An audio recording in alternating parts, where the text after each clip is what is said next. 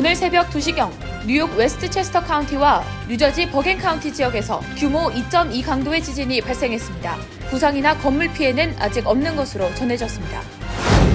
시카고 인근에서 한 30대 남성이 스냅챗에서 만난 13세 소녀의 집을 찾아가 성관계를 목적으로 방 안에 잠입했다가 소녀의 아버지의 발견으로 덜미가 잡혔습니다. 900만에 가까운 인구를 수용하기 위한 뉴욕시의 많은 고층 빌딩들로 인해 뉴욕시가 차츰 가라앉고 있는 것으로 나타났습니다. 그간 논란이 일었던 뉴욕 한인회 회장 선거에 김광석 후보와 강진영 후보가 등록을 마쳤습니다. 비상대책위원회와 정상화위원회, 선거관리위원회는 화합을 통해 공명정대한 선거를 치르겠다고 선언했습니다. 뉴욕 경찰청이 내부 규범 위반으로 인한 경관 처벌을 약화하겠다고 밝혔습니다. 뉴욕시의회는 이에 대해 예고된 발표가 아니었다며 당황한 기색을 드러냈습니다.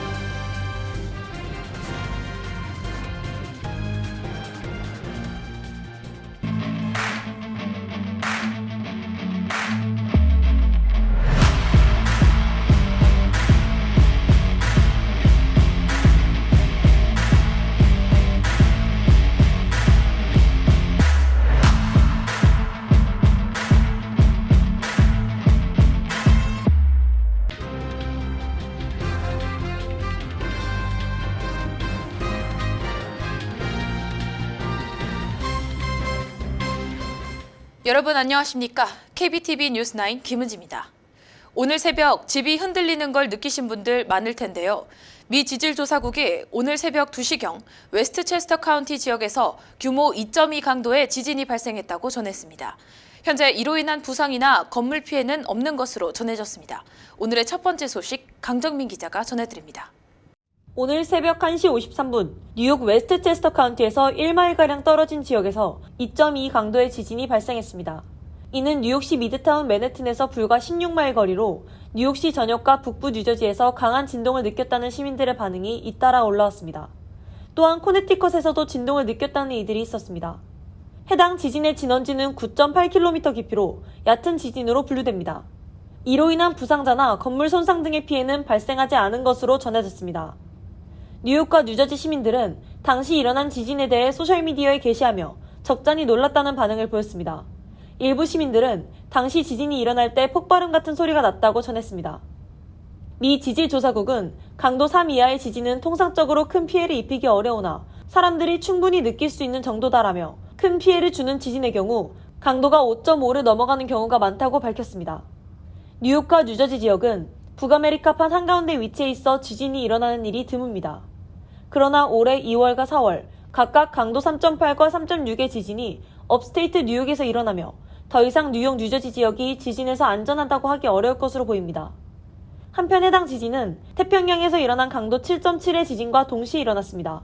이 지진은 뉴칼레도니아 인근에서 발생해 쓰나미 경보가 발령되기도 했습니다. 해당 지진으로 인한 인명피해는 기록되지 않았으나 전문가들은 여진의 위험성을 강조하며 긴장을 늦추지 말라고 전했습니다. KBTV 뉴스 강정민입니다. 시카고 인근에 거주하는 30대 한인 남성이 소셜미디어 스냅챗에서 만난 13세 소녀의 집을 찾아가 성관계를 맺을 목적으로 방 안까지 잠입했다가 결국 붙잡혀 재판을 받게 됐습니다. 다행히 소녀의 아버지가 소녀의 방 벽장 안에 숨어든 남성을 발견해 신고하면서 덜미가 잡혔습니다.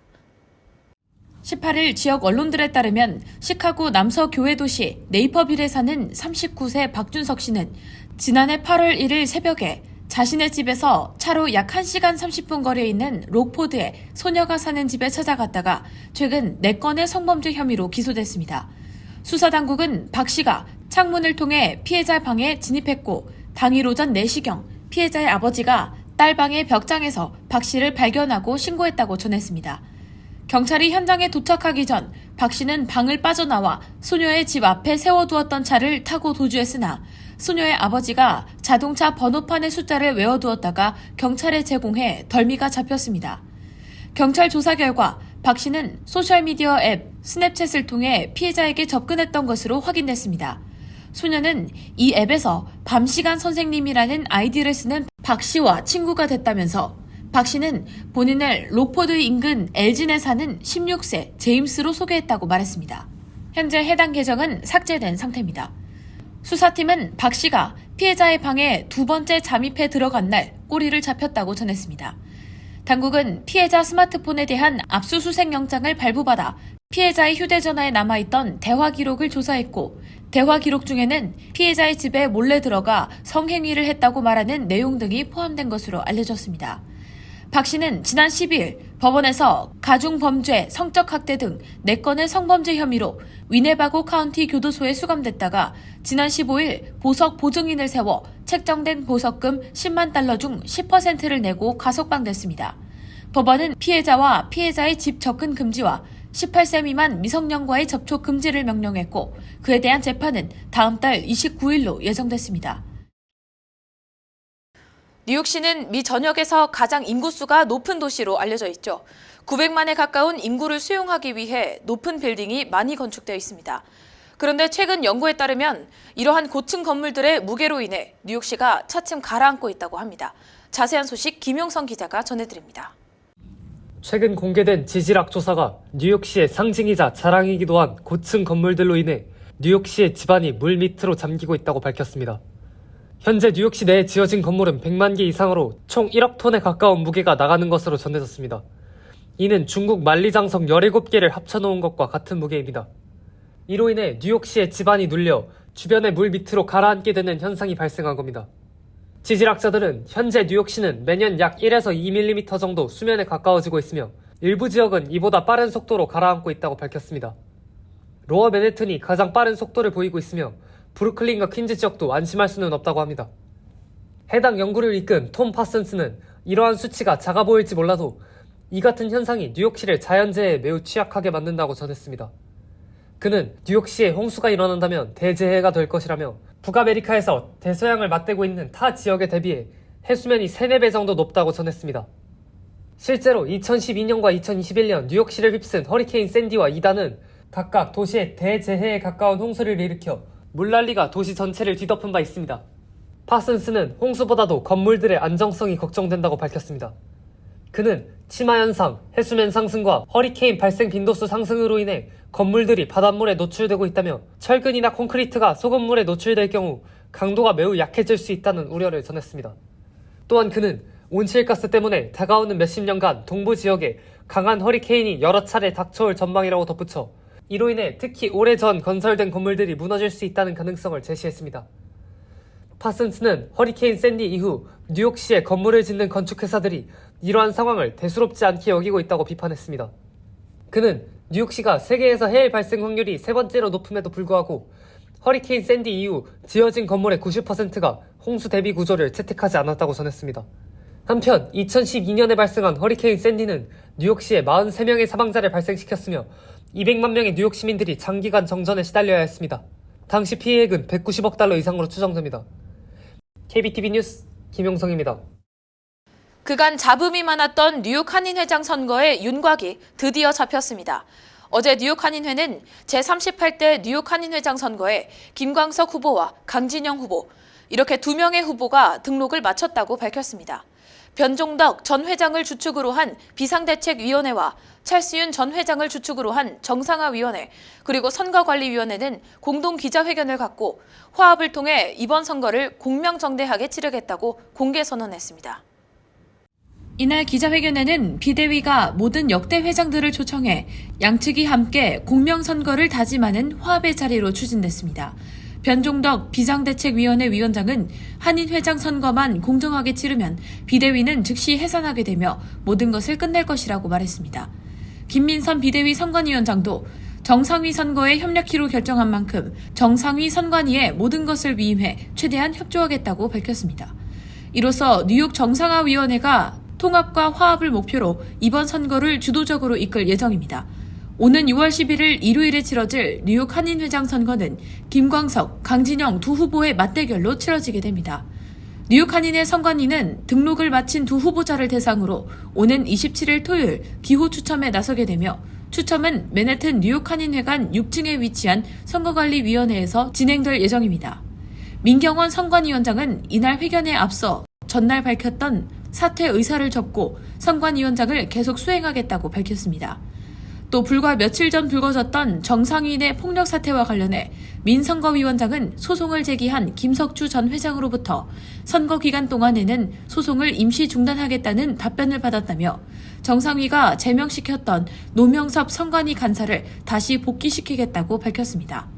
다만 이 결정에 대해 찰스윤 정상위원장은 이번 선거의 모든 절차와 권한을 역대 회장단으로부터 정상위가 모두 위임을 받았기 때문에 선관위원회 임명과 제명권도 모두 정상위에 있다며 선관위가 노간사의 제명을 복귀시킬 수 없다. 복귀를 원했다면 절차를 밟아 논의를 거쳐야 했다고 말했습니다. 한편 뉴욕 한인회는 제38대 회장 선거를 치르기 위해 많은 자원봉사자가 필요하다며 유급 봉사자 모집에 나섰습니다. 유급 봉사자는 6월 11일 투표장에서 선거인 명부를 작성하고 유권자들에게 투표 용지를 배부하는 업무를 맡게 되며 만 30세 이상 한인으로 한글을 읽고 쓸 줄 알아야 합니다. 총 모집 인원은 오전 20명, 오후 20명으로 시간당 $25가 지급되며 점심과 교통비 $20도 추가 지급됩니다. 선거 진행 유급 봉사자 이외에도 개표 작업에 투입될 요원 총 15명도 모집 중에 있습니다. 개표 요원에게는 저녁 식사 및 교통비 $20 외에 시간당 30불의 급여가 지급됩니다. 보다 자세한 한인회장 선거 관련 문의사항은 뉴욕 한인회 제38대 선거관리위원회 전화 917-813-8400번으로 할 수 있습니다.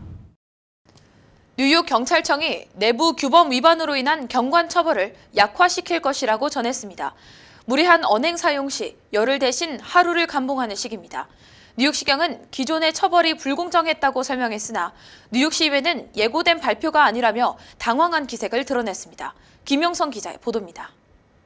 뉴욕 경찰청은 어제 오후에 공청회에서 내부 규범 위반으로 인한 경찰관 처벌 강도를 약화시킬 것이라고 발표했습니다. 라울 핀토스 치안 정감은 총기 사용, 무례한 언행 등의 규범 위반 같은 경우 처벌을 낮추는 것이 모두에게 이득일 것이라 판단했다며 기존보다 효과적인 처벌을 고안해내기 위해 노력했다고 전했습니다. 해당 발표에 따르면 의도치 않은 총기 발포의 경우 30일 출동 금지 명령을 내리는 대신 5일에서 15일 사이의 휴가일을 깎고 시민에게 무례한 언행을 사용할 경우 관련 처벌을 열흘 감봉에서 하루 감봉으로 줄이는 등 7개의 규범 위반 처벌을 약화시킬 전망입니다. 약화된 처벌들의 경우 경찰관 개인의 사내 긍정적 평가나 특별 사유 등의 상황에 따라 경찰국장의 재량에 따라 건너뛰어질 수도 있습니다. 키천트 세외국장은 해당 처벌들이 경찰 인원들뿐 아니라 시민들에게도 불공정했다며 이로 인해 변화를 취한 것이라 덧붙였습니다. 그러나 아드리엔 애덤스 뉴욕시 의장은 이러한 발표가 당황스럽다고 전했습니다. 그녀는 나도 처벌 약화 내용에 대해 처음 듣는다며 그간 NYPD와 함께 일하며 보낸 세월이 있는데 그래도 의회 측에 언질이라도 줬을 수 있지 않나라고 전했습니다. 이에 NYPD는 검토해야 할 사항이 많기도 했고 공청회를 여는 만큼 시의회뿐 아니라 시민들의 의견도 함께 수렴하고 싶었다고 전했습니다. 경관들을 상대로 강화된 처벌도 있습니다. 불법 수색 및 무단 주거 침입의 경우 휴가일을 10일에서 3일로 줄이고 또 이 과정에서 무력이 사용되었다면 20일에서 5일로 줄일 전망입니다. 또한 사내 부적절한 행동이나 맡겨진 임무를 벗어나는 행동을 하는 등의 행동규범 관련 처벌도 4가지 추가되었습니다. NYPD는 해당 발표에 대한 공청회를 열어 시민들의 의견을 30일간 수렴합니다. 해당 약화 정책이 통과될 경우 경찰청은 시민들의 의견을 포함시킨 경관 처벌 정책 최종본을 발표할 전망입니다. KBTV 뉴스 김용성입니다. 어젯밤 뉴저지 페어런의 한 식당에서 칼부림 사건이 발생해 경찰이 출동했습니다. 사건은 메이플 애비뉴에 있는 크래프트맨 레스토랑에서 발생했으며 남성의 팔에 칼을 휘두른 혐의를 받고 있는 22세 리치우드 거주 여성은 당시 4살짜리 아들과 함께 있었던 것으로 전해집니다. 피해 남성은 가해 여성의 남자친구였던 것으로 밝혀졌으며 이번 부상으로 13바늘을 꿰맸습니다. 여성은 당초 경찰에게 흉기를 창 밖으로 던졌다고 진술했지만 수색 끝에 차 트렁크에서 칼이 발견됐으며 즉시 연행됐습니다. 4살 아들은 그의 생부에게 인계됐으며 여성에 대한 입건을 위해 경찰 수사가 한창 이뤄지고 있습니다. 뉴욕시와 뉴저지주는 어제 맨해튼 타임스퀘어에서 에릭 아담스 뉴욕시장과 필 머피 뉴저지 주지사 등이 참석한 가운데 대회를 상징하는 로고를 대형 빌보드에 올리고 축하하는 킥오프 이벤트를 개최했습니다. 2026년 피파 월드컵 대회는 사상 처음으로 미국, 캐나다, 멕시코 등 3개국의 16개 도시에서 열립니다. 그러나 104 경기 중 대부분이 미국에서 열릴 예정입니다. 뉴욕, 뉴저지는 허드슨강 서쪽에 있는 매트라이프 스타디움에서 개막전과 결승전 등 중요한 경기가 열릴 것을 기대하고 있습니다. 아담스 시장은 인사말을 통해 축구는 뉴욕, 뉴저지를 포함해 미국과 전 세계를 하나로 모을 것이라며 철저하게 대회를 준비해 세계인의 축제가 되도록 하겠다고 밝혔습니다. 또 머피 주지사는 뉴욕시와 함께 대회 성공을 위해 모든 노력을 다하겠다는 각오를 밝혔습니다. 뉴욕시 렌트가 고공행진하면서 사상 최고치를 또다시 경신했습니다. 18일 부동산 정보업체 더글라스 엘리먼이 발표한 보고서에 따르면 맨해튼의 4월 렌트 중간값은 4,241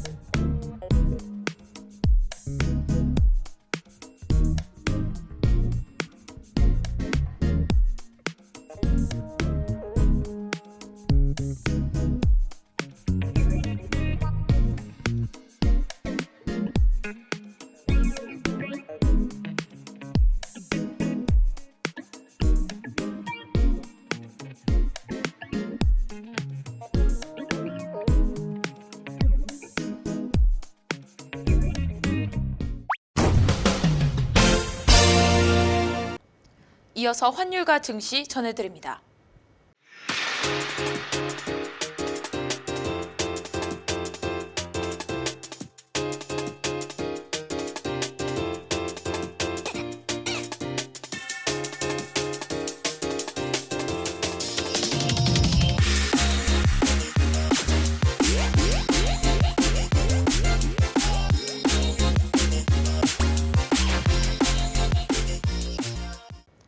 잠시 후 뉴욕과 뉴저지 날씨 전해드립니다.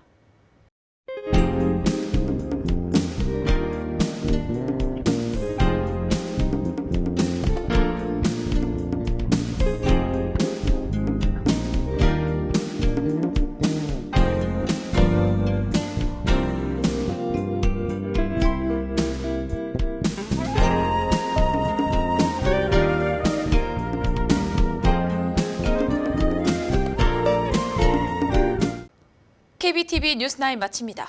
오늘도 시청해주셔서 대단히 고맙습니다. 편안한 밤 보내시기 바랍니다.